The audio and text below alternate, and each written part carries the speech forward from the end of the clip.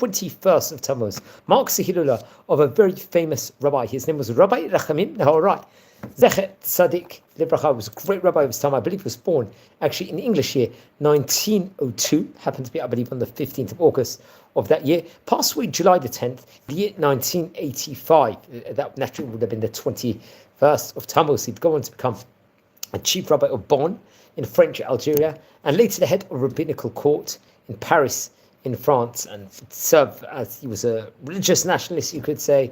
He was an advocate for the creation of the State of Israel, was a big supporter, reported over of the Bnei Akiva youth movement, and it's actually interesting. I think at the outset of the Algerian War, Rabbi Naouri would actually vow to stay in Bonn as long as there was still a minyan, 10 people over there, and I think in 1962, some suggested that Rabbi Naouri should join a temporary unity government, I think of the Russia Noor, in the manner of the Moroccan government. However, he never did because of possibly there was an opposition from the FNL, the National Liberation Front, and he would go on to serve as the head of the rabbinical court in Paris. Various different prominent positions, let's explore a few of the highlights of the famous rabbi's life. Okay, so he was born, as we stated on onset, in the year 1902. He was born in the city, in the area of Bonn, respectively. This is a place we haven't actually spoken about much inside this series. His father was a great rabbi, Rabbi Eliyahu Naouri. Now, I believe we actually spoke about Rabbi Eliyahu on various different videos. I think we've actually mentioned him before, so it's not, I believe, the first time we're mentioning the great rabbi's name. His grandfather was Rabbi Yaakov Parenti. Now, he was famous rabbi. He was the author of the She'erit Yaakov, a great Torah colossal book, which we've mentioned about, I believe, on various, I think we've mentioned actually on a few occasions before. It can actually be seen on the Otzar Hachma, the She'erit Yaakov book. I think it was connected. It would come out through Rabbi Tzvi Elimelech Pant and other great rabbis of that point in time. I think it was actually printed in a later printing in Bnei Brak, if I'm not mistaken. But that's interesting enough. So he would actually that was another interesting fact about him, about his grandfather. Now, I think it's reported over that sadly he was orphaned at a young age. His father passed away, and he would have to support his family at that stage in time because of, let's just say, finances reasons. Obviously, he would be learning Torah, I believe, to a great amount. And I think when he came to the age of about 18 years of age, he would go on to learn Torah. And the auspices of a great rabbi, Rabbi Yaakov HaKohen, who was, I believe, the chief rabbi at that stage in time of Bonn. And I think 2 years after that, he would be ordained to the rabbinate, and he would now go on to work as a shochet, respectively a butcher, and would open up a meat store, an itlis, as they say, something we've mentioned about in the series on various occasions before, which is actually interesting to mention it again. Now, after, let's just say, the passing of the rabbi of the city, Rabbi Yaakov HaKohen, I believe he was succeeded by another great rabbi, Rabbi Yaakov Shoshana. And I think after the latter had passed away, Rabbi Naouri was appointed to the position of the Dayan and the rabbi of the city. In this specific role, he will deal with, let's say, a growing influence there was at that stage in time of French secularism in the city. Many Jews might have tended to move away more from tradition, and unfortunately there was assimilation creeping in, unfortunately. So he would focus mainly on the education of the younger generation and found small schools where children and teenagers would study, especially Torah, after school hours if they happened to be in state schools. I think there was French laws that required students to study in the morning and afternoon hours in one of the state schools. So that was something he had to grapple with during that point in time. During this period, I think many Jewish people, there was various different tryings, let's just say, for conversion. It was reported over, maybe there was an issue of that point in time of assimilation. I'll say what it says of her in Hebrew, in Wikipedia. בתקופה זו הגיעו לבתי הדין באלג'יריה יהודים רבים החיים עם בנות זוג מקומות על מנת שבית דין יגיירן יישא אותם על פי ההלכה. There was, I think, people at that stage in time in his vicinity where they might have dated maybe non-Jewish women and they wanted a conversion at that point in time. So that was something, a situation that had to be grappled with.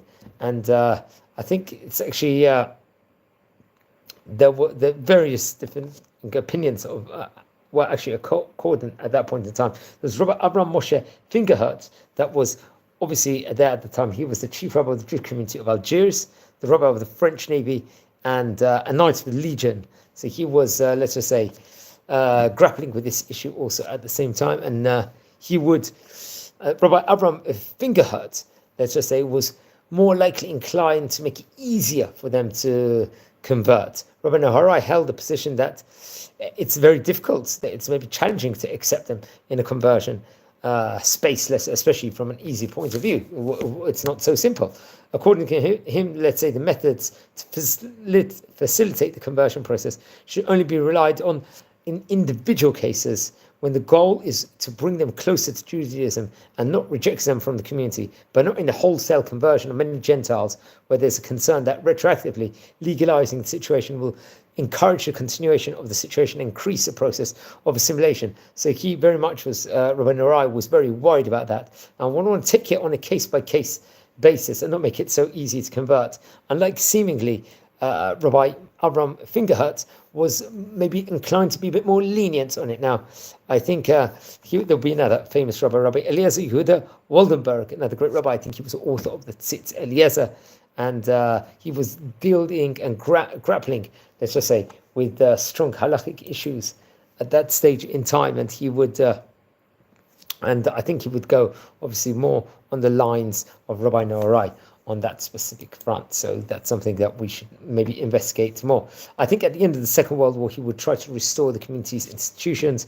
He would found a central Talmud Torah over there where much of the community would study. He would reorganize the community, like different happenings over there, such as kashrut, within regards to shechita, slaughtering kosher animals, and import of, let's say, matzot and wine for Passover. Now, I think come what the year 1952 it was, he would establish, along with Rabbi Abraham Moshe Fingerhut, I think Yeshivat HaRabbanim, it was reported over. This was with the help of the various different activists at that point in time. A rabbinic yeshiva, I think, in the capital city of Algiers. The goal of the yeshiva would be to train students who would serve in the future rabbis of the communities and synagogues throughout Algeria. The yeshiva was headed by Rabbi Fingerhut and Rabbi Yitzchak Zerbib. Rabbi Zerbib, the Zerbib rabbinic dynasty we've mentioned about on various occasions before. Now, Rabbi Naouri was involved in the management and arrangements of the yeshiva and would give classes there from time to time. I think there was an Algerian War of Independence that would start in the year 1954, and unfortunately there was pogroms were carried out in all Jewish communities in the country. As a result, many of the Jewish community would emigrate out of the country for fear of their lives. But Rabbi Naouri refused to leave his community and remained there as long as there was a number of Jews left. I think later stage he would move to Paris, where he'd go on to serve as a Dayan alongside Rabbi Fingerhut and Rabbi Simcha Ernst Guggenheim, if I'm not mistaken. After Rabbi Fingerhut passed away, Rabbi Naouri was appointed to replace him, I think, in prominent position. In parallel with his activities as a Dayan, a judge, he gives Torah lessons to students in the Beit Midrash, located, I believe, in his house in the Risha Street. He worked extensively to establish Jewish educational institutions and schools in Paris, and assisted in establishment of kosher mikvaot, shops and butcher shops. Now, sadly, he passed away in Jerusalem, I believe, and I think that was in the year 1985 that we said on the onset. This was in the 21st of Tammuz. He was buried in Har Hazeitim. Among his Talmidim includes Rabbi Shmuel Sirat, or Sirat, I think he can pronounce in different ways. He sadly passed away, I believe, on 10th of February in the year 2023. He was a great rabbi, I think, a chief rabbi of France, respectively, and hopefully maybe we'll speak about him at one stage in the near future. Now, more among his Talmidim included, I think his son-in-law was Rabbi Emmanuel Shoshana, another rabbi I believe we've spoken about on various occasions before, another French rabbi. He passed away, I believe, in the year 2008 on the 24th of July. So it's actually interesting. It happens to be his Hilula also, I think, on the same date. So that is just a coincidence. He was 80 years of age. So hopefully maybe we'll record a video with regards to him, his son-in-law, hopefully maybe tomorrow or at some stage in the foreseeable future. It will be very, very important, I think, and to actually record a video about him. He was the director of the Rabbinical Seminary of France, interesting enough. Rabbi Yehuda Bar Katz, who was being a great Haredi Sephardic rabbi and part of the Etz Chaim institutions. He was born in 1944, currently still, I think he's currently heading the Yeshivat Sharei Rachamim. This was a rabbi, this was a yeshiva very much part of Rachamim Naouri, let's just say, in of itself. And Rabbi Yehuda Ben Yishai, another one of his students, he'd become the community rabbi in the Baka neighborhood. And Rabbi Elazar Elbaz would become the rabbi of the city of Givat Shmuel, small city, near Bnei Brak. I think in 2023, a street connecting the Beit Began and Ramat Sharet neighborhoods in Jerusalem was named after him. It's reported over. So that is that's also Rabbi Elazar Elbaz, I believe, if I'm not mistaken, maybe passed away in the year 2021, if I'm not mistaken, but I'll have to double check that. Seemingly, yeah. So you can find out, just say a few more words with regards to the great rabbi. I think towards the end of life, he would establish a large yeshiva called the Sharei Rachamim, which was established in Sanhedrin neighborhood and headed currently by his Talmid Rabbi Yehuda Bar Katz. And many, many years, let's just say, he was involved in public activity and did a huge amount for Am Yisrael. That is definitely undisputed, without a doubt. So I think after 25 years of, let's say, Rabbi Bar Katz being the head of the yeshiva, I think a yeshiva tichonit, where people will learn also like, let's say, trade activities will actually take place also at that stage in time. Maybe, I don't know if that was a time period where Bar Katz was there or not, but it's very interesting. I think maybe a few secular studies was incorporated inside the place also. I think there will be a merge with the Branker Weiss institutions networks at school within regards to a high school point of view.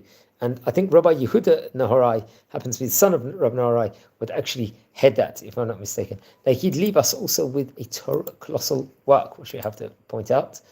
I think the name of the book was called the Rachamecha Rabim. I believe this was very similar. Hidushim on the Talmud, on Halacha, respectively, and would come out, I think, with the help of Rabbi Yehoshua Bar Katz once again. So he was a great rabbi over that time. Passed away 1985, I believe we're talking about 40 years ago, here from the time of recording. And he, once again, I think when he was, especially in his younger years, he wanted to work for Parnassa. He didn't want to just rely on the rabbinate for his, let's say, income. And that's what we've spoken about various other Sephardi rabbis that actually felt that way. And much more can be related in regards to him. Let's find out a couple of teachings from his book. מלמד לקרב בחמלה רבה, כאם המחבקת את ילדיה בתוך חיקה. This featured very much in Shar Rachmim book, I believe. I'm not sure which page, I think, Risham, if I'm not mistaken. Another teaching, מלמד שאין אהבה מצויה בכל לבך אלא באוהלה של תורה. How important is the tense of Torah when it comes to Torah learning. מלמד שהצדקה מועילה להחמיתה אם בחייו היה עושה כן. And one last teaching, מעלה על נס את גבורות לוחמי ישראל ומצביע על גילוי ההשגחה. It's another teaching, I think, coming from Daf Kuf Pei or Kuf Pei Bet inside the book. I recommend everyone to learn more about the famous rabbi. Please, friends, we're a community here. We are learning about the great rabbis of yesteryear. If you descend from any of the rabbis we're speaking about, please send me an email. I would love to hear more information. Now, if you haven't subscribed yet, please subscribe now to the channel. We're a community here. We are learning about the, let's say, the great rabbis, Oriental rabbis, Ottoman rabbis, North African rabbis of yesteryear, and we're making absolute phenomenal progress. And everyone in this community, where we're learning this online encyclopedia, I can't thank enough from the bottom of my heart all the fantastic feedback that we're getting over here constantly on a day-to-day basis. And may we, Bezrat Hashem, just grow from strength to strength, and let's hope this community is going to grow, in a incredible way. And I want to really, really thank everyone. And listen, over the previous years, we're not just on this channel recording videos on great rabbis of yesteryear, One other project that, let's say, we are doing at the moment is we're doing Daf Yomi, learning every single day a short tidbit on the daily page of the Gemara. We are doing Parshat Shavua videos and videos on the Rosh Chodesh when it happens to be the new Hebrew month. That's another project we work on over here, and more things we're doing. We'll talk about current events. Another special thing which is really dear to my heart is that we get a great, let's say, Torah personality every single day to share over some words of chizuk for Am Yisrael, and just to say over some amazing inspiration, which is extremely popular at the moment in this series and is really, really growing on a daily basis. We've already recorded about 500 great Jewish personalities, rabbis, and made this continue and go from strength to strength. So, friends, don't forget to subscribe now to the channel. Wish you all a good night here from the city of Bet Shemesh. Take care and thanks for watching.